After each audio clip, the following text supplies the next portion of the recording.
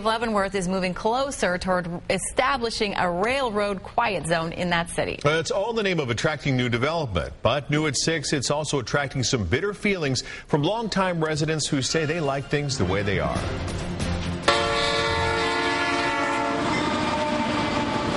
There are 4 railroad crossings in Leavenworth, and while trains can still leave a child wide-eyed with amazement, it's the question of noise that's got some adults all riled up.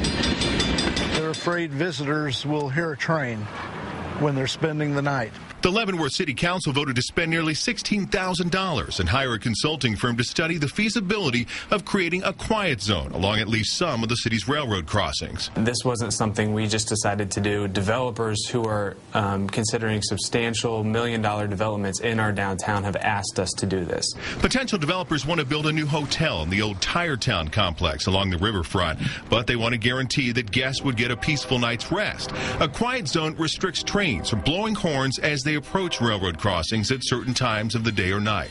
What we want residents to realize is we are trying everything we can to capture a lot of those people who are leaving our city to stay at hotels by the airport.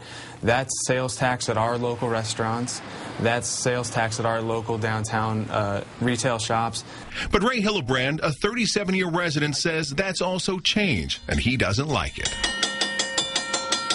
The residents have been listening to these trains for decades, probably since the turn of the century, and it hasn't bothered them. Well, the proposal to conduct the study passed the council last night on a 3-to-1 vote. Creating a quiet zone could take at least 3 years.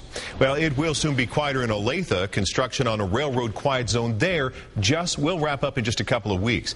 Next, the Federal Railroad Administration must issue the official quiet zone order for Olathe. City officials say they expect that to happen before the end of the year.